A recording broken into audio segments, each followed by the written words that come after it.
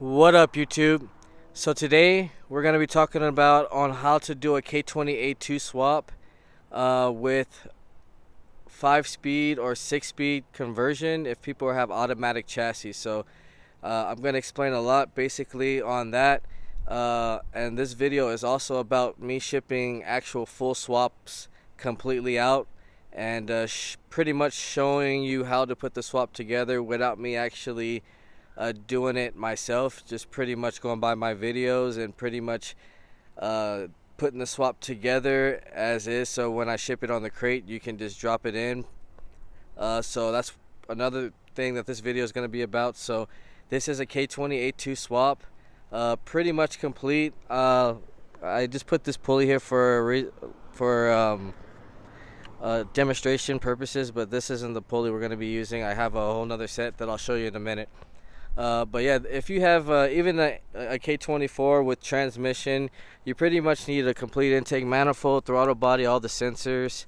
You want to have all your thermostat housing, starter, all your knock sensor, alternator, a pulley kit, or if you're running power steering, shifter cables. Like I said, I'll go over that. That'll actually be part of the stick conversion that I'm going to tell you about.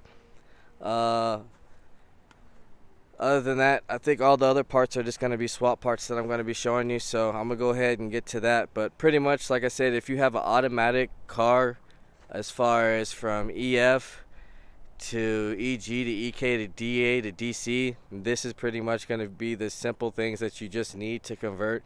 Automatic shell is really just as easy to convert to K series as a regular stick one, and I know the stick ones are a little bit harder to find, and the condition are most likely not as in good as condition as an automatic shell that probably hasn't been raced before. So we're gonna go ahead and come back after this and show you what we need for the stick conversion. All right, so we're back, and this is pretty much all the parts that you need to get a K series started.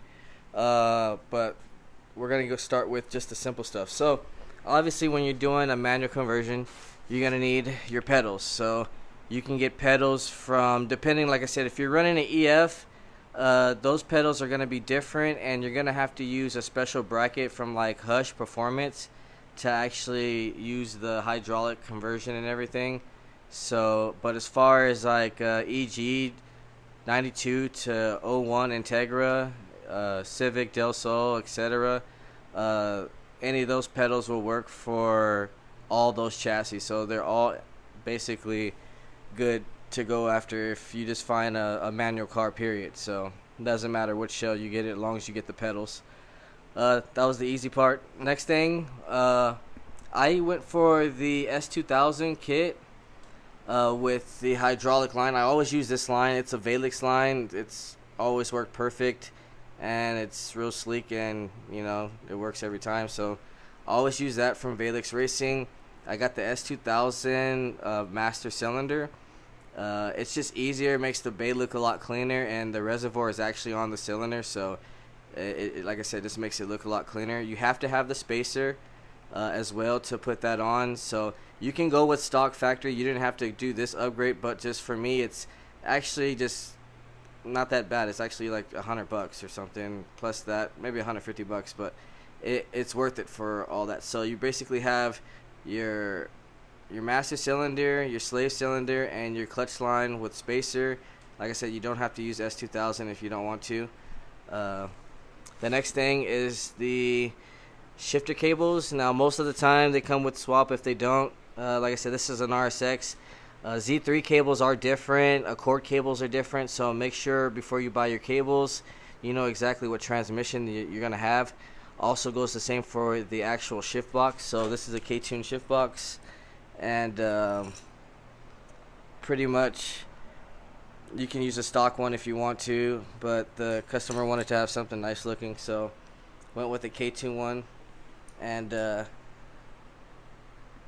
you can see,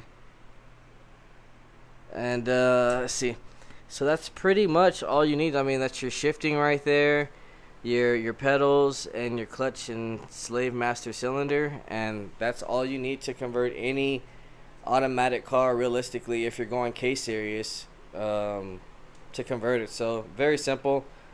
Other than that, let's start getting to other things. So obviously you're gonna need, you can use your stock half shaft.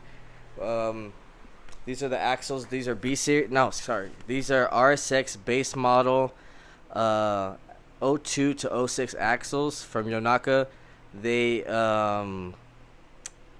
use the base models on the Civic swaps because these are 32 millimeter. Type S and SI from '06 to 11 and up basically are 36 millimeter. Unless you're willing to upgrade your hubs, this is just the simplest way to do it. You can also go with insane axles as well. If you do have a set of EP3 axles, make sure you swap out their inner shafts. So it's pretty much each axle is going to be swapped to the other side, and in order to do that, you have to change out the half shaft portion for one to go on the other side. But as far as half shafts, you can use any manual. You can't use automatic. So manual '02 to '11 Civic. You can use '02 to '06 RSX Type S or base model. Other than that, it all really depends on what swap you're doing. So this swap right here is going to be going to a 98 Honda Civic, so EK. As far as that, we got our axles complete. Next thing is, just like I said, it's just a simple pulley kit. So if you're not running power steering or AC, it's just a top pulley kit. This is just a replica of the '02 to '11 SI. So it's just a real nice condition. I like, and it comes with the belt already, so that's ready to go. Next thing you need to do is convert your gauge cluster. So your gauge cluster is going to connect to your actual RSX harness, and then this right here pretty much connects to your stock plug on your driver side.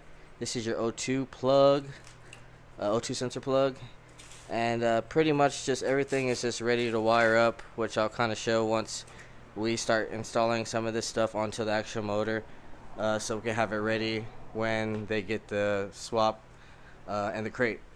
Other than that, you can go with headers. You can go with stock TSX ones. You can pretty much use a stock K20a2 one if you want. You can go any way with headers. That's just optional. But if you want to make power, these actually make really, really good power as far as that. So that's it on the exhaust side. These are our mounts. I didn't open them up because there's just a whole bunch of boxes, but these are the pretty much ekk2. So you have to use an EG subframe. Once the manual rack comes in, I'll actually go over that and kind of do a pre-install to kind of show you how it all works out and everything. On EK 96 to 2000, you do not have to cut the frame. That's only on EG and DC, and I think EF. EK is actually just complete bolt-on besides taking off your subframe. And yes, you do have to run. Sorry, I got cut out, but yeah, and yes, you have to run the EG manual rack and pinion or power steering or DC subframe or DC rack and pinion. Whichever subframe you get, you probably just want to run that rack and pinion, and you need the actual gooseneck. It's actually different from EK as well, so make sure you get that. The other parts you do need, I actually have right here, are the hoses. These are cool because they pretty much have the fan adapter, fan switch adapter for for turning on the radiator fan. So that comes in the hoses, and these hoses are perfect fit. They fit a lot better than factory, and they're actually getting pretty good for the price right now. Other than that, you obviously need a ECU. You can run the stock factory ECU if you have the key and the immobilizer, but you have to have all of them matching. You can't just go get an immobilizer and put a key and expect this to work. This has to be, and if you're going the conversion harness, which I'll show you guys, has to actually be pinned in. You can't just have it around. So I'll show you guys how to do that later. If you want to, you can check out my swap videos where I do use a stock ECU to show you how to wire that up. Other than that, you do need a fuel regulator because the fuel regulator from an RSX is inside of the gas tank. Older swap cars, the fuel regulator is on the actual fuel rail on the outside, so you have to run an aftermarket to supply fuel. Other than that, that's pretty much the basics of what you need to do a K swap to get the car running. if you have an automatic car and you do have a full swap and you just want to get the car just pretty much on the road.